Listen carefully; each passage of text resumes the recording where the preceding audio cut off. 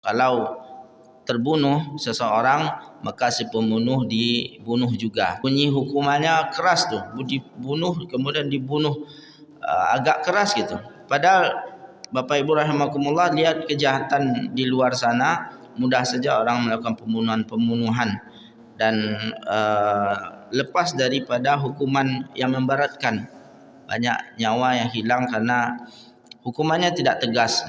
Kita ini belum melaksanakan agama kita dengan sempurna. Walaupun kita salat sudah, alhamdulillah, puasa sudah, haji juga bebas. Tapi apakah semua syariat Al-Quran sudah kita laksanakan? Kita sedang bersepakat bersama-sama secara sukuti. Sukuti itu apa? Pura-pura diam aja semua. Bersepakat untuk tidak melaksanakan berarti. Kita sama-sama diam, tidak melaksanakan banyak ayat yang di dalam Al-Quran Allah Subhanahu wa taala perintahkan kita tentangnya. Berarti yang tidak membuat hukum itu rakyat Indonesia juga, kita juga terlibat. Kenapa? Karena tidak kita pilih atau kita tidak usulkan kepada DPR kita untuk menerapkan syariat secara menyeluruh, termasuk juga hukuman qisas ini. Sehingga akhirnya bagaimana di Indonesia, karena tidak ada hukuman yang membuat orang jera tentang pencurian, maka habis kekayaan Indonesia ini dikorupsi. Ganti pejabat sebelum diganti menghujat pejabat lama melakukan korupsi. Dinaikkan yang menghujat ini, dia pula yang korupsi kan. Karena kalau seseorang memiliki pikiran atau bisa menggunakan akalnya dengan baik, maka pasti mereka akan mendukung dan menyepakati sistem hukuman qisas ini.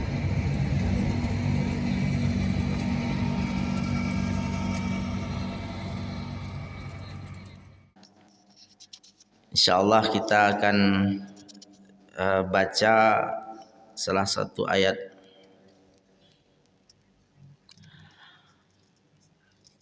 surah Al-Baqarah. Baik, surah Al-Baqarah ayat 178, 179, dua ayat itu aja insyaallah, 178 dan 179.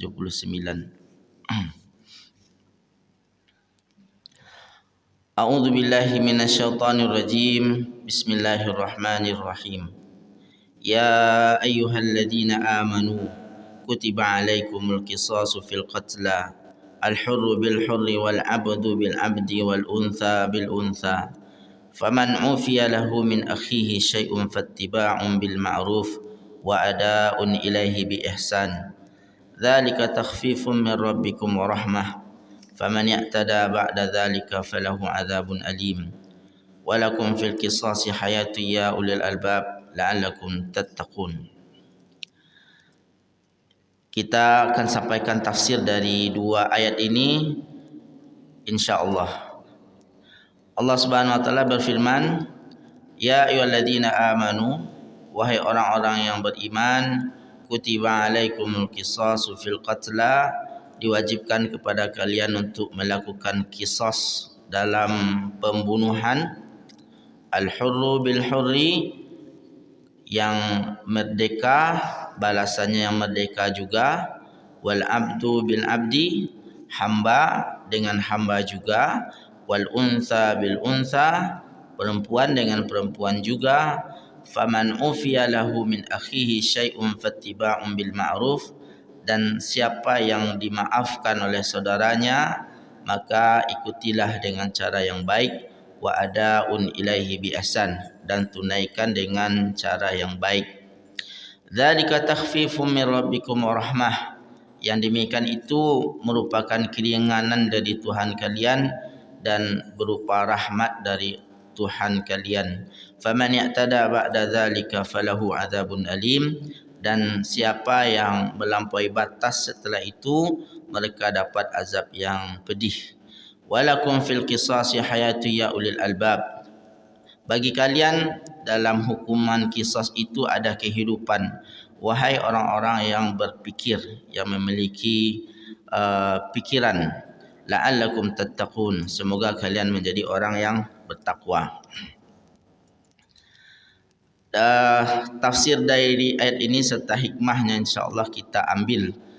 Bapak Ibu rahimakumullah. Pertama, Allah Subhanahu wa taala mewajibkan kepada umat muslim, kepada kita semua, sebagaimana ayat ini bahasanya sama dengan firman Allah Subhanahu wa taala untuk Ramadan, untuk puasa. Puasa perintahnya ya ayyuhalladzina amanu kutiba alaikumussyam, diwajibkan kepada kalian berpuasa. Ini juga ya ayyuhalladzina amanu kutiba alaikumul qisasu fil qatla, wahai orang-orang beriman, diwajibkan kepada kalian untuk melakukan qisas dalam pembunuhan. Sesuai dengan redaksi ayat ini, kewajiban berpuasa, perintah atau kalimat, redaksi kalimatnya sama dengan perintah untuk melakukan qisas. Qisas itu adalah kalau kejahatannya membunuh, maka si pembunuh juga harus dibunuh. Kalau berupa kejahatannya melukai, maka yang melukai juga dilukai. Kalau yang pelaku kejahatannya mematahkan tangan orang lain, maka tangannya juga dipatahkan. Ditafsir kalau dia robek telinga orang lain, maka telinganya juga dirobek. Itu qisas yang diberikan balasan sebanding dengan perilaku kejahatan yang dilakukan. Dan dikhususkan di sini Allah Subhanahu wa taala pada hal fil qatla, pada hal ihwal pembunuhan atau percobaan pembunuhan. Dan ini menjadi hukum, disebut dengan hukum qisas. Kalau terbunuh seseorang, maka si pembunuh dibunuh juga. Kalau seandainya yang membunuhnya merdeka, seorang yang merdeka, maka dia tetap dibunuh sebagaimana dia telah membunuh orang lain. Kemudian Allah perjelas al-hurru bil hurri wal 'abdu bil 'abdi wal untha bil untha. Itu maksudnya adalah harus sebanding, harus adil. Walaupun yang membunuh itu seorang raja dan yang dibunuhnya rakyat biasa, tetap juga itu adalah nyawa balas dengan nyawa. Raja pun juga dibunuh karena dia telah membunuh rakyat biasa. Berarti harus musawah, itu harus sebanding, harus adil, harus sama. Kemudian faman ufiya lahu min akhihi syai'un fattiba'un bil ma'ruf. Kalau seandainya keluarga korban atau keluarga yang terbunuh memaafkan si pembunuh, pelaku kejahatan, maka boleh diganti dengan yang lain, tidak jadi dibunuh, diganti dengan membayar denda, namanya diyah. Berapa ketetapan denda itu atau jumlah nominalnya, itu sesuai dengan ketetapan hukum yang berlaku di daerah tersebut. Bisa saja antara Saudi Arabia dengan Indonesia berbeda nominalnya, karena mungkin harga orang di Saudi Arabia itu tinggi, misalkan di sana lebih besar diyahnya dibandingkan dengan orang Indonesia. Kalau di Indonesia diterapkan hukum qisas ini. Kalau seandainya dimaafkan, maka keluarga pelaku atau si pelaku sendiri fattiba'un bil ma'ruf, ikuti dan tunaikan kewajiban diyah itu dengan cara yang baik. Tunaikan dengan cara yang baik, bukan dengan cara pemaksaan atau dengan tambah menyakiti keluarga korban, tapi tunaikan dengan bi ihsan, dengan baik. Dzalika takhfifu min rabbikum wa rahmah. Adanya diyah itu atau denda pengganti daripada hukuman bunuh atau hukuman mati kepada pelaku merupakan sebuah rahmat dari Allah Subhanahu wa taala kepada kalian, min rabbikum, kepada kalian maksudnya kepada umat muslim. Karena sebelum Nabi Muhammad sallallahu alaihi wasallam berlaku juga hukum qisas kepada orang-orang Yahudi, Bani Israel dulu. Yahudi apabila ada orang membunuh maka wajib dibunuh pelakunya, tetapi tidak ada diyah, tidak ada pengganti bagi mereka, tetap dibunuh. Walaupun yang keluarga korban memaafkan kesalahan si pembunuh, dia tetap harus dibunuh. Dan kalau dalam syariat Islam itu termasuk namanya hukuman hudud. Hukuman hudud itu tidak ada kesepakatan atau kebolehan kepada pelaku maupun korban menyepakati hukum yang lain atau menyepakati cara hukuman yang lain. Tapi kepada umat muslim, umat Nabi Muhammad, Allah Subhanahu wa taala memberikan keringanan. Si pelaku pembunuhan harus dibunuh, tetapi apabila dimaafkan oleh keluarga korban, maka boleh dibayar dengan denda saja. Tidak seperti umat sebelumnya yang wajib harus dibunuh walaupun dimaafkan oleh keluarga korban. Faman ya'tada ba'da dzalika falahu 'adzabun alim. Kalau sudah seperti itu hukuman yang Allah berikan yang melampaui batas, yang tidak mengikuti aturan ini atau hukuman ini, falahu 'adzabun alim, maka mereka mendapatkan azab yang pedih. Walakum fil qisasi hayatu ya ulil albab. Bagi kalian wahai orang-orang yang berakal, wahai orang-orang yang mempunyai akal pikiran, pada hukuman qisas itu, dibunuh pelaku pembunuhan, sebenarnya ada kehidupan, kata Allah Subhanahu wa taala. Itu adalah untuk menjaga nyawa. Ya, kalau secara logika atau secara langsung kita berpikir, kalau orang dibunuh berarti menghilangkan nyawa. Kematian di sana bukan kehidupan.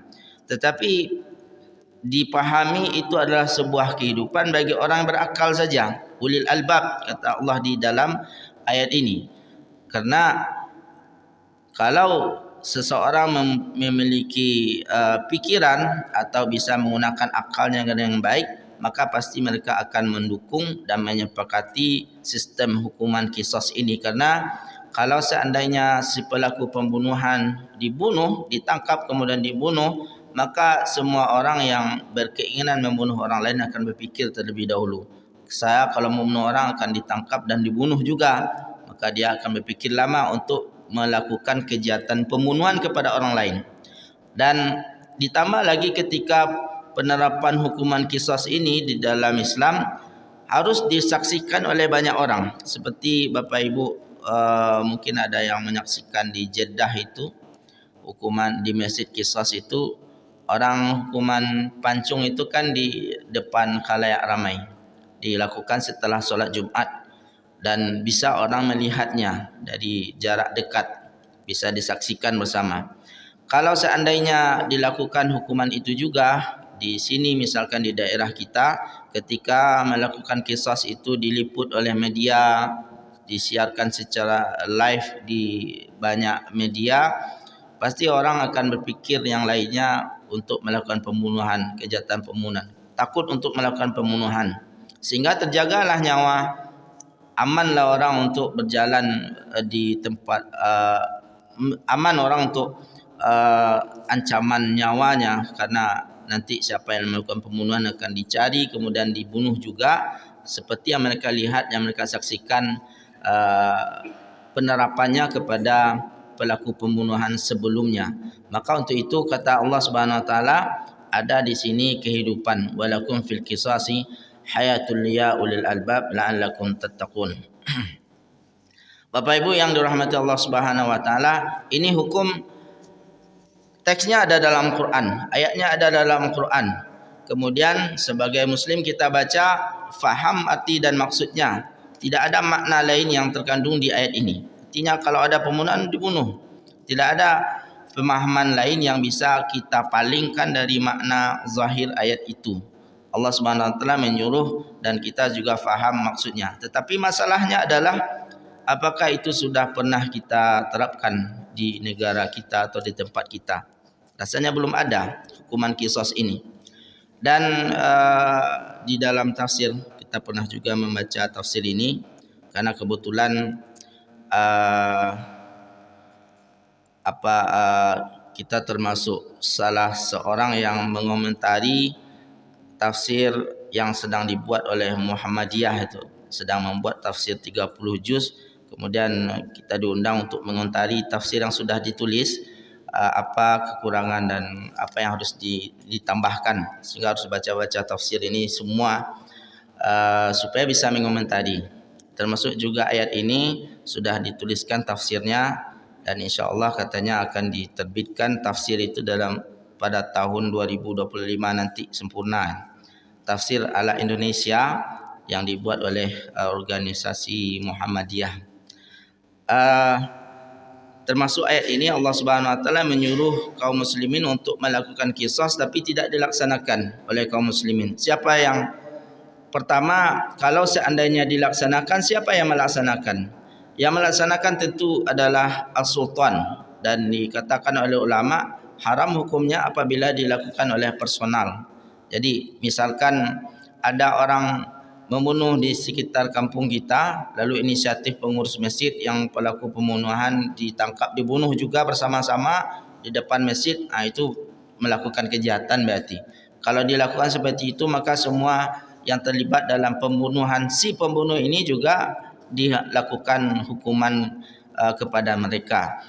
Karena yang melakukan qisas itu hanyalah pemerintah. Pemerintah yang menetapkan. Setelah yang bersangkutan diberikan haknya untuk membela diri, didatangkan pengacara atau datangkan pembela atau juga disidang, dan jika tidak ada hal-hal yang membolehkan dia membunuh, artinya terbukti dia melakukan kejahatan pembunuhan, maka baru diterapkan qisas.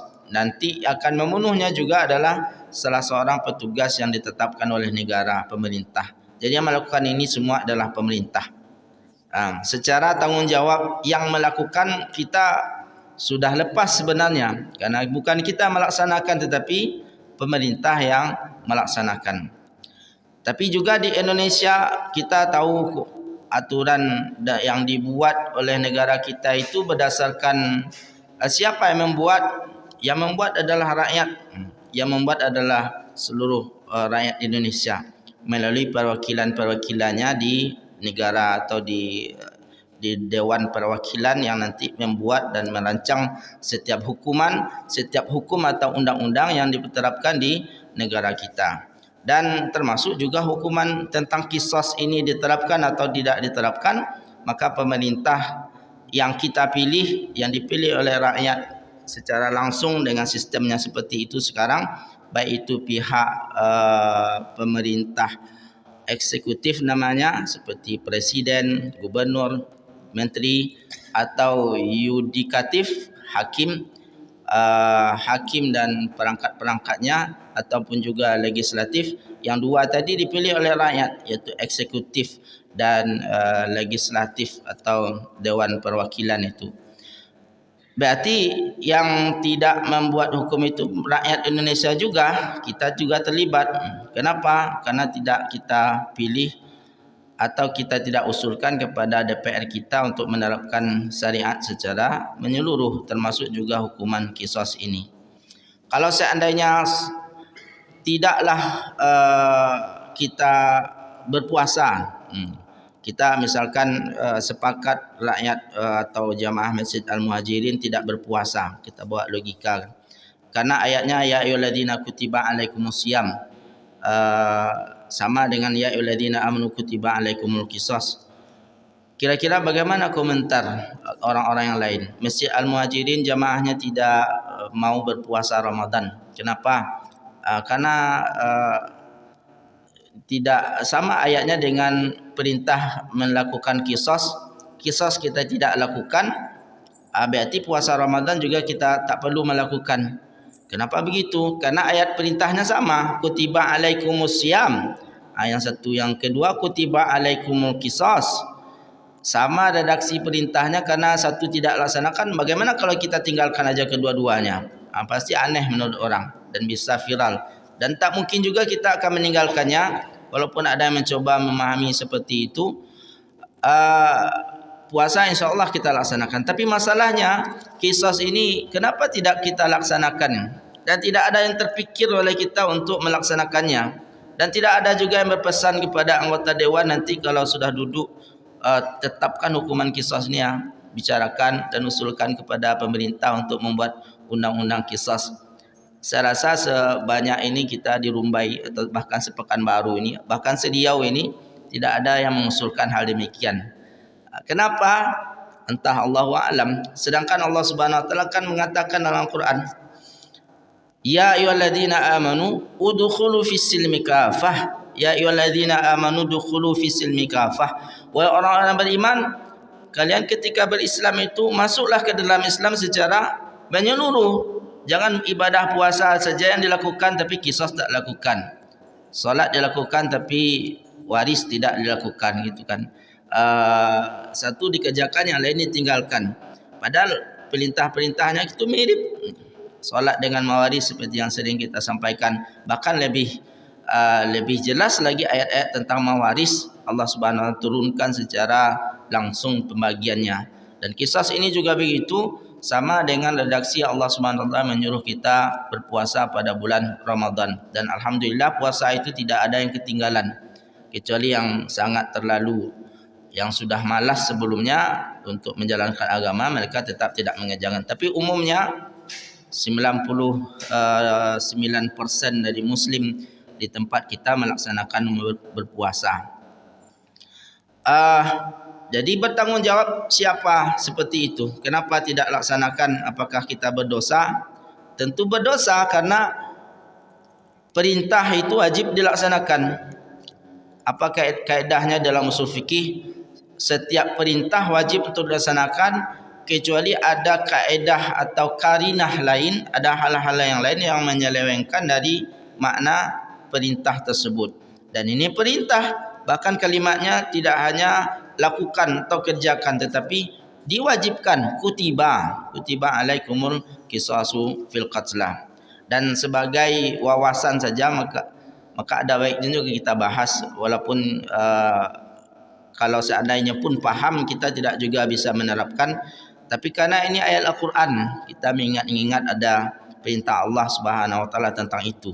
Kalaupun kita tidak ada peran nanti untuk bisa melaksanakan, Bapak Ibu, mungkin pesan kepada anak cucu Bapak Ibu untuk nanti berislam secara menyeluruh, termasuk juga terapkanlah hukuman qisas sebagaimana Allah Subhanahu wa taala perintahkan dalam surah Al-Baqarah ayat 178 dan 179. Bapak Ibu yang dirahmati Allah Subhanahu wa taala, seperti itu jelasnya Allah Subhanahu wa taala memerintahkan kepada kita tentang sebuah hukuman yang wajib kita taati, yang wajib kita laksanakan. Dan ulama juga sudah secara detail membicarakan tentang penerapan ini. Mulai dari bagaimana kalau seandainya yang membunuh itu banyak, yang terbunuh itu satu orang, apakah dilakukan pembunuhan kepada yang banyak itu atau tidak? Namanya qatlul jami' alal wahid, qatlul jama' alal wahid, membunuhnya orang banyak, membunuh satu orang. Kan di sini kan al-hurru bil hurri wal abdu bil abdi, satu orang merdeka, satu orang merdeka, satu orang budak, satu orang budak juga gantinya. Wal anfusu bil anfus, satu, wan nafsu bin nafsi wal aina bil aini. Dalam ayat lain, kalau mata maka mata juga dibalasnya, telinga juga balasannya, satu nyawa maka satu nyawa juga dibalasnya. Bagaimana kalau yang membunuh itu banyak orang, apakah juga dibunuh semuanya? Sedetail-detailnya ulama menjelaskan tentang itu. Dan semua pembahasan qisas ini sudah selesai dibahas oleh ulama di dalam kitab-kitab fikih. Ini termasuk kepada kajian fikih, tapi fikihnya namanya fikih jinayat. Ada fikih ibadah, ada fikih muamalah. Kalau muamalah itu jual beli, riba, itu pembahasannya di sana. Dan ini termasuk fikih jinayat. Fikih jinayat itu tentang kriminalitas. Dan kebetulan kita jurusan S1-nya termasuk juga fikih jinayat ini dahulunya ketika di Al-Azhar.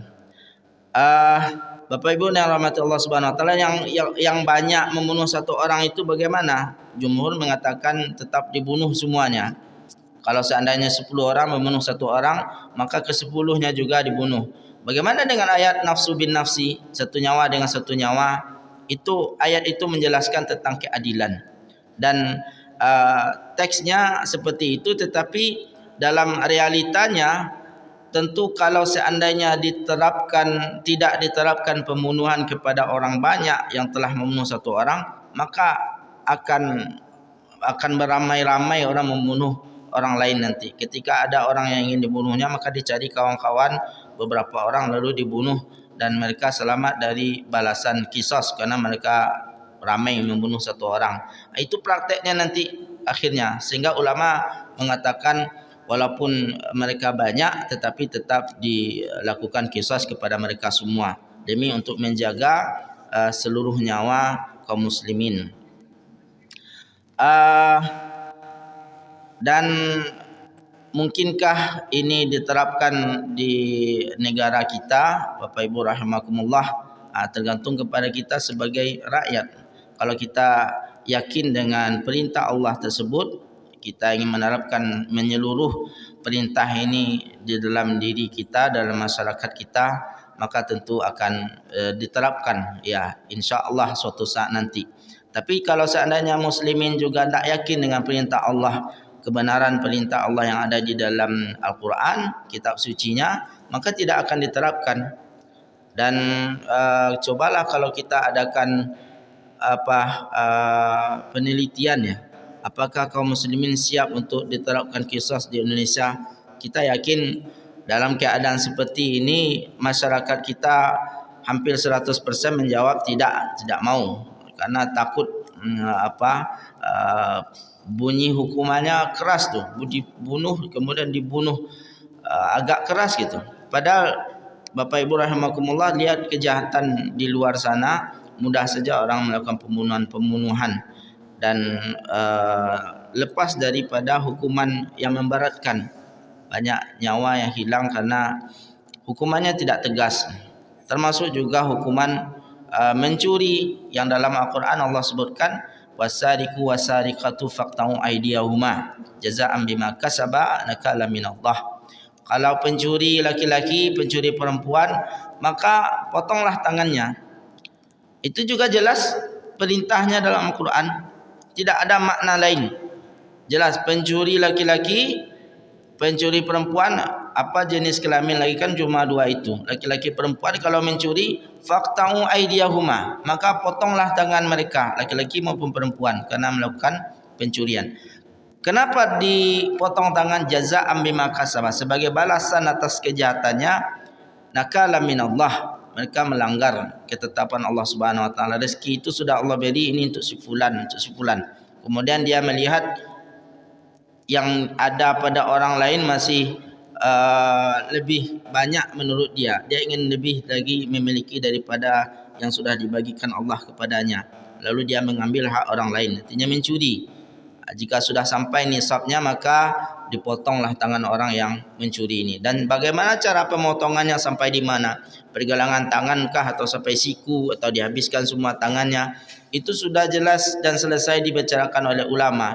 Masalahnya adalah penerapannya lagi tidak pernah diterapkan di negara kita Indonesia. Berarti Bapak Ibu rahimakumullah, kalau kita berfikir sebagai rakyat Indonesia Muslim, kita ini belum melaksanakan agama kita dengan sempurna. Walaupun kita salat sudah, alhamdulillah, puasa sudah, haji juga bebas, tapi apakah semua syariat Al-Quran sudah kita laksanakan?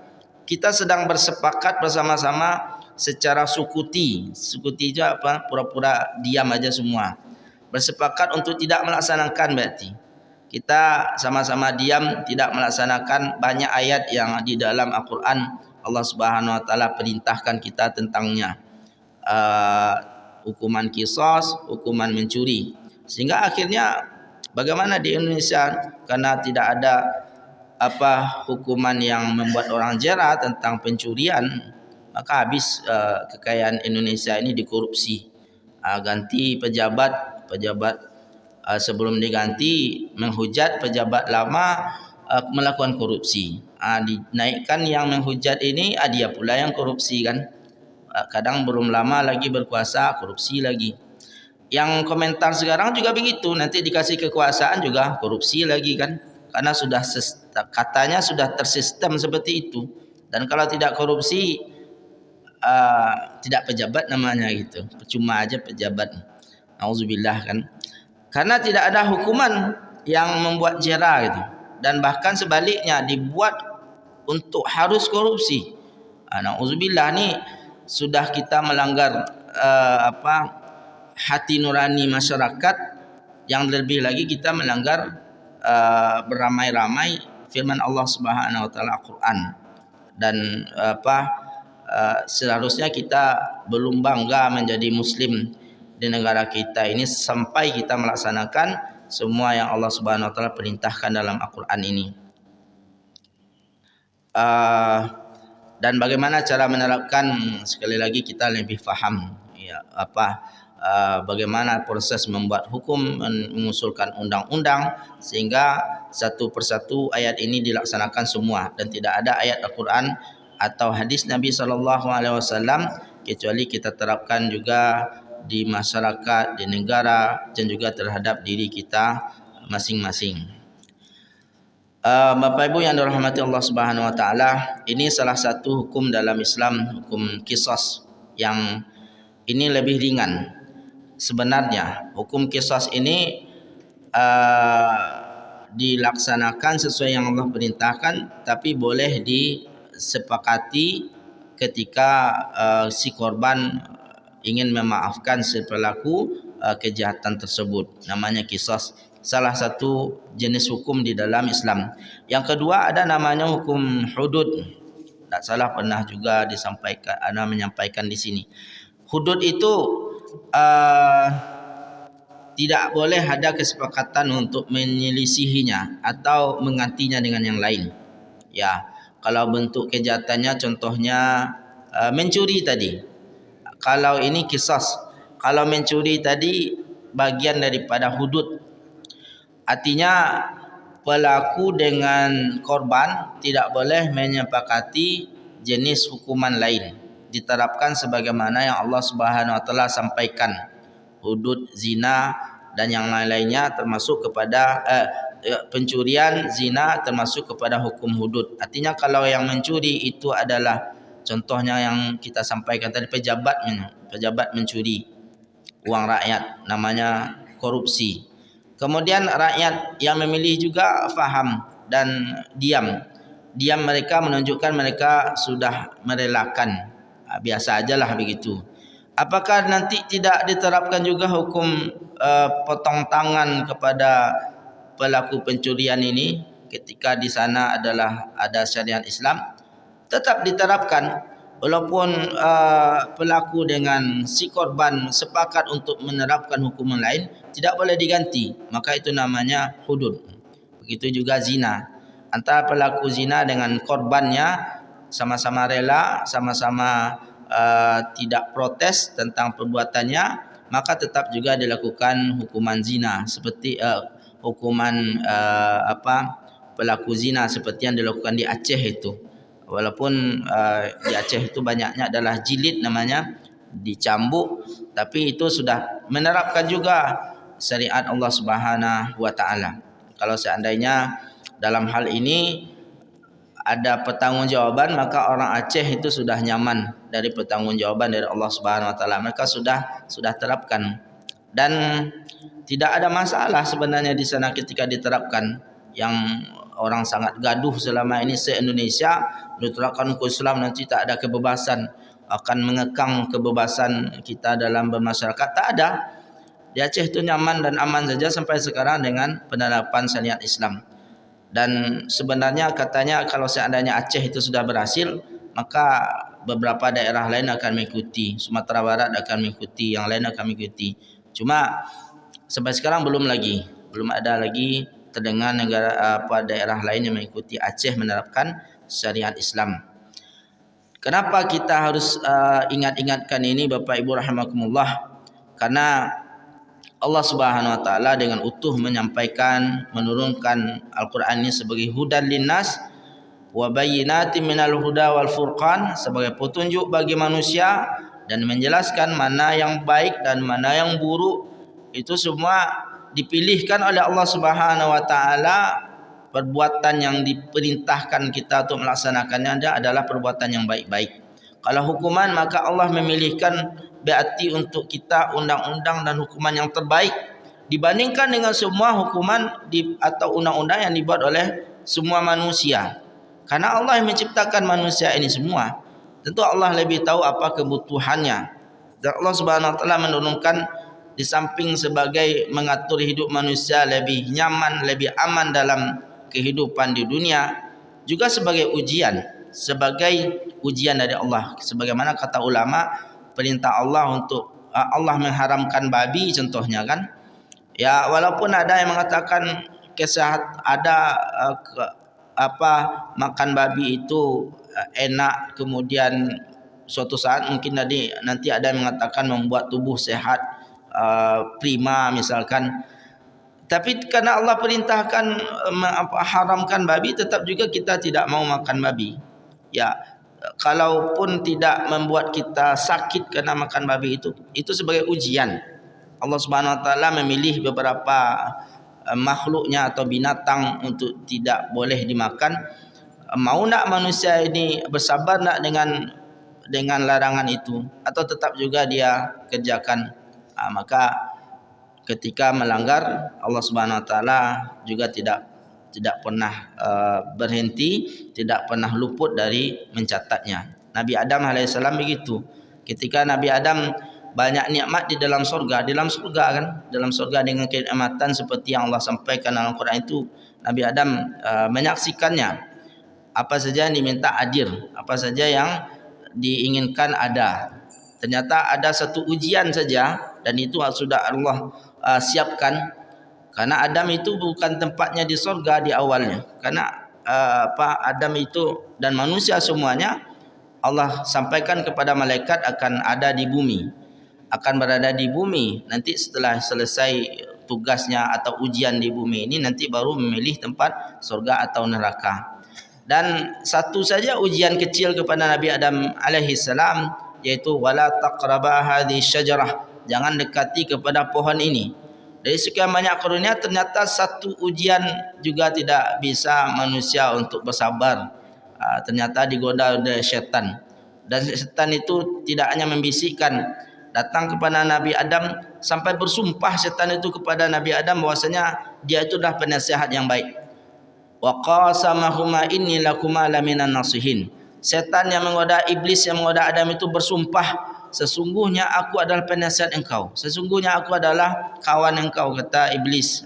Sehingga dibawa dan disuruh untuk mendekati pohon khuldi dan memakannya, dan dikeluarkanlah Nabi Adam beserta Hawa dari surga tersebut. Dan kita juga begitu, dijadikan dunia sebagai darul ibtila, tempat untuk ujian. Maka semua juga ujian, termasuk juga aturan-aturan ini menjadi ujian. Kita bisa berfikir membuat aturan lain, aturan ini lebih baik rupanya, rasanya. Logika kita begitu kan. Tapi ada aturan Allah Subhanahu wa taala dan kita tinggalkan aturan Allah tersebut karena kita merasa yang dibuat oleh manusia lebih baik. Berarti kita tak lulus dari ujian. Kita merasa ada yang lebih baik daripada apa yang Allah Subhanahu wa taala tetapkan. Kalau seandainya sam'an wa ta'atan kepada perintah Allah, maka tidak ada perintah kecuali dilaksanakan walaupun tak faham, walaupun masih ada rasa yang lain lebih baik. Tapi karena Allah yang memerintahkan, tetap kita laksanakan. Bapak Ibu yang dirahmati Allah Subhanahu wa taala, termasuk juga dibahas bagaimana kalau seandainya orang tua membunuh anaknya, seperti Nabi Ibrahim membunuh Ismail. Kan perintah Allah Subhanahu wa taala. Mungkin ada juga di zaman kita yang ingin seperti Nabi Ibrahim, kemudian dia pura-pura mimpi kan, atau memang bermimpi melihat anaknya dibunuh, kemudian dia bilang, kamu saya bunuh ya, saya mimpi tadi malam. Bagaimana kalau orang tua membunuh anaknya, sampai itu dibahas oleh ulama dalam ayat ini. Kalau pertanyaan-pertanyaan tentang ayat ini banyak. Orang tua membunuh anaknya bagaimana? Orang ramai membunuh satu orang bagaimana? Perempuan membunuh laki-laki bagaimana? Kemudian kalau di dalam tafsirnya sampai beberapa lembar ini tentang dua ayat ini saja. Dan juga sudah dijawab oleh ulama dengan sempurna pertanyaan-pertanyaan tersebut. Orang tua membunuh anaknya tidak dilakukan qisas. Ini kan perintahnya menyisi Al-Quran. Al-Quran menyuruh membunuh. Kenapa ketika orang tua membunuh anaknya tidak dilakukan qisas? Maka dalam hal ini kita juga butuh kepada penjelasan ulama. Walaupun ayatnya sudah jelas, zahir dan bisa kita fahami, tetapi ada dalil-dalil yang lain yang diketahui oleh ulama saja, orang-orang awam seperti kita tidak faham, maka mereka menerapkan atau menetapkan hukuman tidak sesuai dengan zahirnya. Ini bukan menyelisih perintah Allah, tapi juga dalam melaksanakan perintah Allah di ayat yang lain atau di hadis yang lain dari Nabi atau dari Allah dalam Al-Quran. Itu yang dikerjakan oleh ulama. Orang tua membunuh anaknya tidak diterapkan hukum qisas, apa pula dalilnya? Dalilnya dari ayat yang lain atau dari hadis yang lain, tentu tidak dari ayat ini. Karena ayat ini menyuruh untuk melakukan qisas kepada siapa saja. Tapi ulama menetapkan seperti itu dengan dalil-dalil yang mereka kemukakan, di antaranya dalil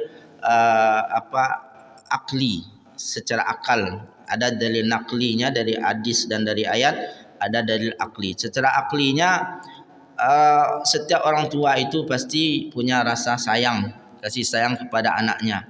Orang yang normal, orang tua yang normal, tidak ada yang berani dan ingin membunuh anaknya tentu.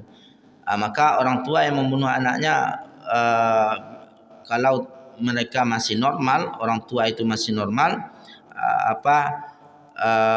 tidak mungkin. Mungkin berarti tidak sengaja dia bunuh, maka tidak mungkinnya itu menyebabkan tidak harus tidak ditetapkan hukum qisas, kecuali kalau orang tua itu sudah mempersiapkan mengikat anaknya, kemudian dibaringkan, kemudian disembelih, baru ditetapkan hukuman qisas. Artinya kalau orang tua itu ternyata merencanakan pembunuhan terhadap anaknya atau pembunuhan disengaja dan terencana, maka diterapkan juga hukuman qisas kepada orang tuanya tersebut. Inilah tentang salah satu perintah dalam Al-Quran. Entah kapan kita bisa terapkan. Yang jelas ayatnya ada dan selalu kita baca. Bahkan banyak ayat yang lain kalau kita lihat Bapak Ibu dalam masalah hukuman ini yang kita belum terapkan secara utuh, secara kafah sebagai muslim, termasuk juga terlebih kita sebagai muslim yang ada di Indonesia. Di negara yang mayoritas muslim lainnya mungkin sudah lebih daripada kita melaksanakan, ya. Tapi di Indonesia kita belum melaksanakan. Nanti akan Allah Subhanahu wa taala tanyakan masing-masing, minta pertanggungjawabannya masing-masing sesuai dengan perannya. Ketika di Indonesia tidak diterapkan, perannya rakyat tentu nilainya berbeda dengan perannya anggota DPR. Maka DPR itu pertanggungjawabannya besar. Tidak hanya janji kepada rakyat ketika kampanye kan, tapi di akhirat nanti juga. Kamu dulu ada wewenang untuk membuat undang-undang, pernah tidak diusulkan? Tidak pernah ya Allah, dapat hukuman. Tapi kalau jawab pernah tapi tidak diterima oleh yang lain, saya itu dicemoohkan oleh yang lain, ada bebas dia. Tapi yang bersangkutan tak pernah mengusulkan, bahkan mungkin ada yang ide mengusulkan karena sudah disampaikan ketika kajian subuh di sini kan, sudah kita suruh untuk mengusulkan, tapi menolak. Tak baguslah, masih banyak masalah yang lain. Masalah itu apa pula masalah itu dibahas, nanti berlipat ganda hukumannya kan. Karena sudah tidak mengusulkan juga menolak itu sudah berlipat ganda. Nauzubillah summa nauzubillah. Sudah Bapak Ibu, ini supaya sebagai tiket untuk sarapan sebenarnya. Semoga Bapak Ibu rahimakumullah, apa yang Allah Subhanahu wa taala sampaikan dalam ayat ini bisa kita terapkan. Minimal kita ingin menerapkan. Kalaupun tidak bisa diterapkan sekarang atau nanti ketika kita masih hidup ini, ada rasa dalam hati kita ingin melaksanakan perintah Allah seluruhnya sebagaimana Allah perintahkan. Dan termasuk juga hukuman-hukuman ini, jangan sampai ada rasa tidak nyaman dan tidak ingin kita menerapkan atau menolak, tidak setuju dengan perintah Allah Subhanahu wa taala. Pada saat itu berarti iman kita sedang rendah, Karena menyangka apa yang Allah sampaikan itu tidak ada manfaatnya atau lebih rendah daripada yang kita pikirkan. Sedangkan Allah Subhanahu wa taala Maha Kuasa, Dia yang lebih tahu dan lebih faham apa yang dibutuhkan oleh manusia, maka tidak ada yang Allah perintahkan kecuali itu kebaikan, dan tidak ada yang Allah larang dari melalui ayatnya Al-Quran atau melalui sabda Nabi SAW, kecuali larangan itu juga kebaikan manusia. Dan ketika dikerjakan oleh manusia, larangan itu akan membawa dampak kemudaratan di dunia maupun apalagi di akhirat nanti. Kalau seandainya babi tadi misalkan dilarang oleh Allah, tapi juga dimakan oleh manusia, pasti ada kemudaratannya. Bisa jadi kesehatan atau bisa jadi hal yang lain. Pasti ada kemudaratannya dari setiap larangan Allah yang dikerjakan oleh manusia. Dan tetap ada kebaikan dari perintah Allah yang dikerjakan oleh manusia.